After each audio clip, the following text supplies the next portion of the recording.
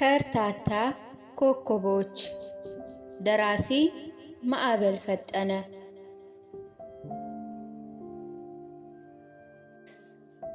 ምዕራፍ 4 ደቅ እስጢፋኖስ። በሀገራችን ደቅ በሚባል ስም የሚታወቁ 3 መካናት አሉ። እኒህም ደቅ ደሴት ጣና ውስጥ፣ ደቅ ጭራ ዳንግላ ግርጌ፣ ደቅ እስጢፋኖስ ስውሩ ዓለም ናቸው። ጣናን ለጎበኘ ደቅ ደሴት ሲነሳ አዲስ ስም ሊሆንበት አይችልም። ለዳንግላ ልጆች ደግሞ ደቅ ጫራ ቅርባቸው ነው። እንደኔ የቅኔ ተማሪ ለሆነ ደግሞ የተዋናይነት የጥበብ ዓለም ጠንቅቆ ያውቀዋል። ደቅ እስጢፋኖስ ይባላል። ደቅ እስጢፋኖስ የጠቢብና የቅዱሳን ከተማ እንደሆነ ቢታወቅም ከጠቢባኑ ጎን በጎን በሰዋሪ የሚኖሩ በጥበብ አንቱ የተባሉ ሴቶች እንዳሉ ይታመናል። የቅኔ ሲቆች ተዋናይ የንጉሡ ሚስት ፍቅር ያስተምረበት የፍቅር ከተማ ማለት በሀገራችን ጫፍ ያለ ትክክለኛ ደቅ እስጢፋኖስ ነው ሲሉ ከቅኔ ቤታቸው ቁጭ ብለው አካባቢውን በዘንግ ጠቅሰው ያሳያሉ። የኔ ቢጤ ፈሪዎች ደግሞ ሞትን በመግዛት ይመላለሱባታል። ከፊደል ተመራማሪዎች ተዋናይ በጢስ ተጥለቅልቆ በደመና ተጭኖ ይመስላል እንደነበር ይተርካሉ። እኔን ጨምሮ ከፊል የቅኔ ተማሪዎች ተዋናይ ለመሆን ውልብ ብሎብን ደቅ እስጢፋኖስ ተቀላቅለን መልአከ ሞትን ለመግዛት ዳክረናል። አሁንም ሐሰሳ ላይ ነን። ቀለሙ ዘቦሩ ሥላሴ ግን ዘወሩን ዓለም ከተቀላቀሉ አያሌ ዓመታት አስቆጠሩ። ዳሩ ግን በጠቢባን ዘንድ ረጅም ዓመት ዘልዛላ ዕድሜ የለም። ዕድሜ ማለት እንደ ተዋናይ ሞት በመገዛት ከእምነት ዓመት በኋላ መኖር ነውና ቀለሙ ከምንኩስና በቀር ሁሉን ፈተና አልፈዋል። ተራ መናን ይመስለው ከገዳም እስከ ደብር፣ ከደብር እስከ ገጠር ማንኛውም የአብነት ቀለም ቀስመዋል። አሁን ግን ራሳቸው እንደ ተዋናይ ስማቸው የሚጠቀስ አብነት ሆነዋል። እነሆ በስውሩ ዓለም ውስጥ ከዘገባው በስተጀርባ የሚኖር ከርታታ ኮከቦች ለትልቅ ምስጢር ተሰብስበዋል። በስውሩ ዓለም ያሉ ጠቢባን ደቂቅ ተዋናይ ናቸው። ጉባኤ ሲጀመር ከቅኔ ቤት ተነስተው ወደ ስውሩ ዓለም ከፈለሱ አያሌ ሊቃውንት መካከል 4 አይናው ቀለሙና ጠቢቡ ሆር ተሰልመው ከገዳማውያን በኩል ወይራው ተገኙ።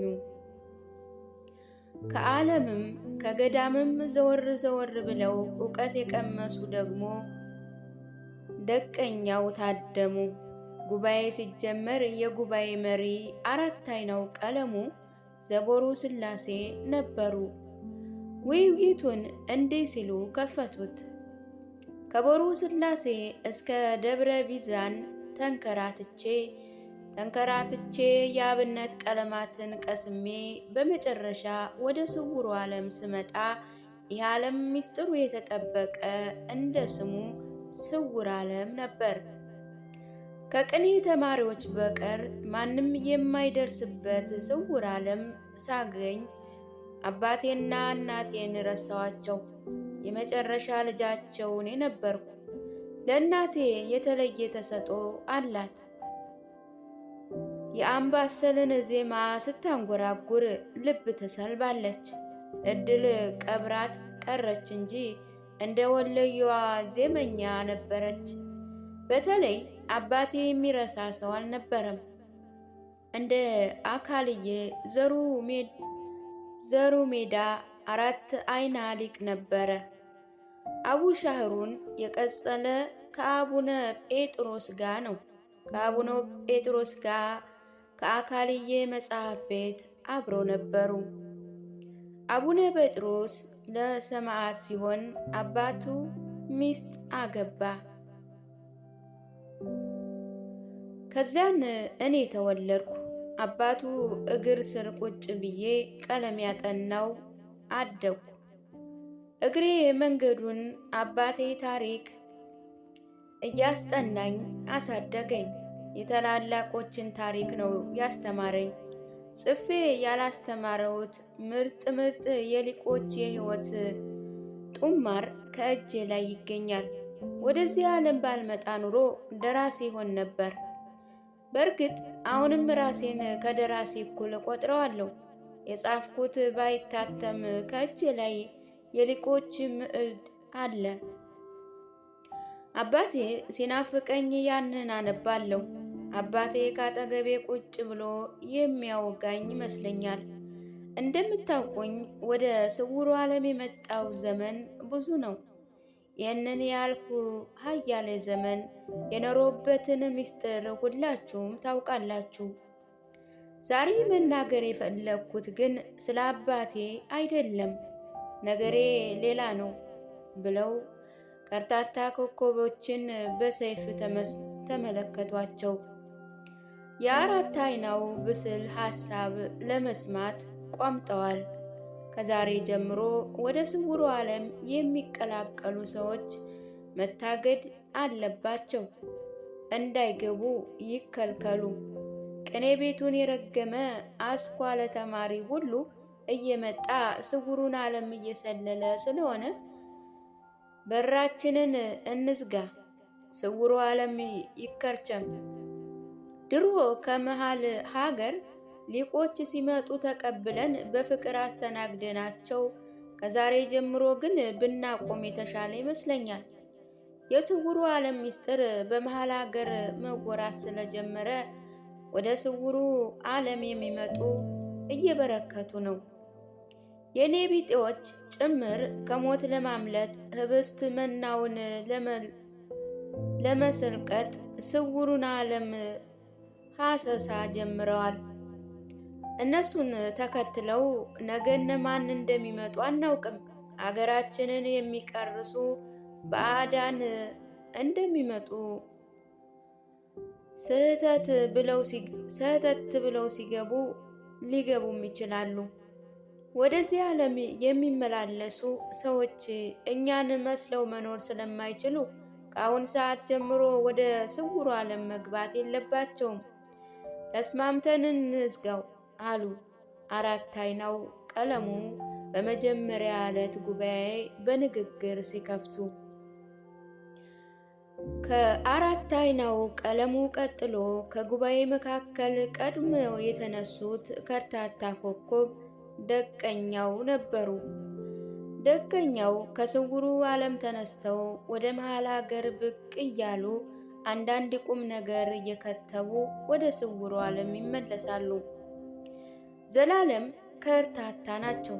ከርታታ ኮከቦች የዝች ዓለም ጌጥ ቢሆኑም ቅሉ በሰማይ እንዳሉ ከርታታ ኮከቦች የተገለጠ ብርሃን ያላቸው በስውሩ ዘወር ዘወር ስለሚሉ ቁጥራቸው በሰማይ ካለ ተንከራታች ኮከቦች እኩል ነው። እኒያ በሰማይ ያሉ ከርታታ ኮከቦች ሰሌዳ እንጂ ብርሃን እንደሌላቸው ይታወቃል። ደቀኛውም በመሃል ሀገር ሲንከራተት በስውር እንጂ ተገልጦ እምብዛም ዘወር ዘወር ብሎ አያውቅም። እንደ ከርታታ ኮከቦች በስዋሬ ነው። ከርታታ ኮከቦች ለሰማይ ጌጥ እንደሆኑ ደቀኛውም ለኢትዮጵያ የጥበብ ፈርጥ ናቸው። ስጥሬን እንደፈለጉ ይጠቀሙበታል። አሁን ላይ በስውር በኩል የሚጠራጠሩትን የኤርትራውን መሪ ኢሳያስ አፈወርቅን በእጥፍ ይበልጧቸዋል። እረ ለምን ተዳረሰው? ለመናገር ሲሆን ፈገግ አሉ። ከዚያም የተማረና የተመራመረ ሲኖር አርቆ ያስባል። አራት አይና ምን ነው እናት መንታውን ወልዳ ቢሆን ሐሳቡን ሙሉ በሙሉ ተቀብለዋለሁ። ይህ ዓለም አሁን ድረስ ስውር የሆነው ምስጢሩ በሴቶች መዳፍ ስለሆነ ነው። ሴት በተፈጥሮዋ ምስጢር ናት። ምስጢሯን የምትፈታው ለወደደችው ብቻ ነው። በቀር ቁጥብ ናት። በአርምሞ ከምናውቃቸው ከአባ አጋቶን በላይ ምስጢሩ አምቆ ይይዙታል። ያ ስለሆነ ስውሩን ዓለም ጠብቀው አቆዩልን። እኛ ግን የሴቶችን ቃል እየጠበቅን አይደለም። አንዳንዳችን ከዚህ ተነስተን ወደ መሃል ሀገር መሄድ አብዝተናል። መሄዳችን ባልከፋ ነበር። በሄድን ቁጥር የስውሩን ዓለም ምስጢር ሹክ ስለምንል አዲስ ትውልድ በዚህ ዓለም እየተመመ ነው። መንገድ ላይ የአውሬ ሲሳይ እየሆኑ የሚቀሩም አሉ። ስለዚህ ከዛሬ ጀምሮ ከመሃል ሀገር የሚመጡ የአብነት ሆነ የአስኳል ተማሪዎች መቀበል የለብንም። እኛ እንበቃለን።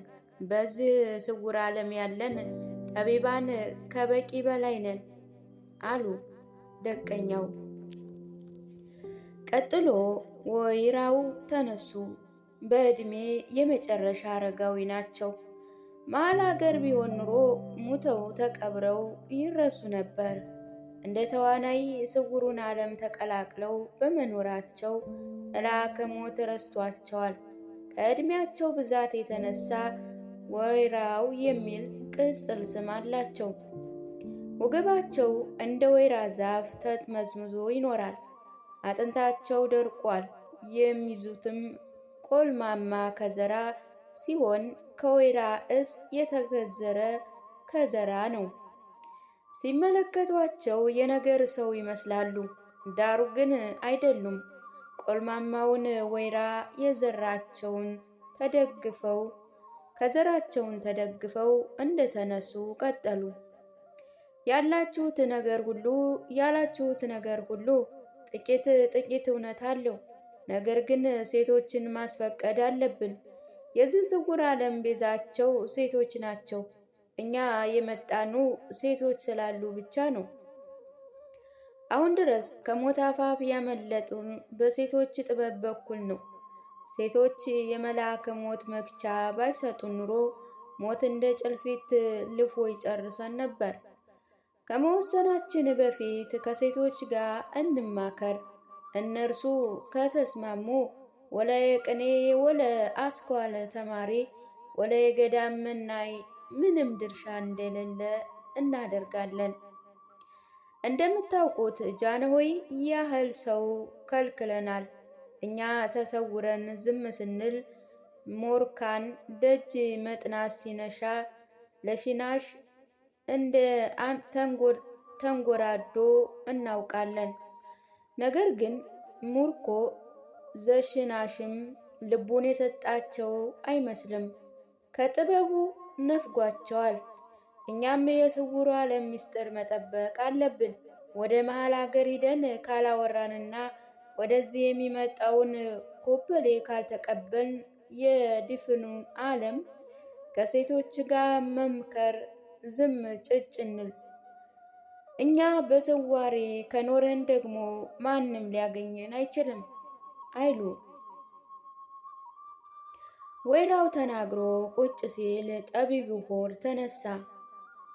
የመሃል ሀገር ሰው ወደዚህ የሚመጡ በዚህ ዓለም ውስጥ የከበሮና የዋሽንት ድምፅ እየሰሙ ነው። ከበሮ የምንደልቀው ዋሽንት የምናንቆረቁር ደግሞ እኛው ነን። እነሱ ሲመጡ እኛ በስውር ከበሮ እየመታን ስንዘምር ይሰማሉ። ይህንን ምልክት ሲሰሙ ጽፈራውን የሞጥኝ ይላሉ። ድምፅን ተስፋ አድርገው ደጅ ይጠናሉ። ልቦናቸው ፈርቶ የጠቢቡን ዓለም እንዲቀላቀሉ እንፍቀዳለን። እኛ በራችን ከተዘጋ ዘጋን ነው። ነገር ግን ጥልቅ ሐሳብ እናጣባቸዋለን። ነገር ግን ወይራው እንዳሉት የስውሩ ዓለም ቤዛዎች ሴቶች ናቸው። ሴቶች መፍቀድ አለባቸው። አብረው ያሉ ልብ ልበቢስ ወንዶችን በባህላቸው መሰረት ያሳምኗቸዋል። መጀመሪያ ሴቶች ፍቃደኛ ይሁኑ። ሴቶች ካልፈቀዱ ማንም መጥቶ ቢቀላቀል ዋጋ የለውም። የሞት መግቻ ያለው በሴቶች መዳፍ ብቻ ስለሆነ ሴቶችን ይዘን ውሳኔውን እንወስን አሉ ጠቢቡ ሆርም። ጠቢቡ ሆር ተናግሮ እንደፈጸሙ አራት አይናው ቀለሙ በረጅሙ ተነፈሱ። ከዚያም አመሰገነው። አባቴ ወይራው ከጉልበቴ ሸብረክ ብዬ እጅ ነስቻለሁ። የሳትኩት ነገርን አመጣኸው። አባቴ ወይራው በለ ነገረ ሴቶች ጋር መክረን እንወስናለን። ፈጥኜ በመወሰኔ ይቅርታችሁን አትንፈጉኝ ብለው ቀለሙ ተፈራ ይቅርታ ከጠየቁ በኋላ ጉባኤው በይደር ተያዘ። ጠቢባን ደቂቅ ተዋናይ ወደ ቤታቸው ተበተኑ።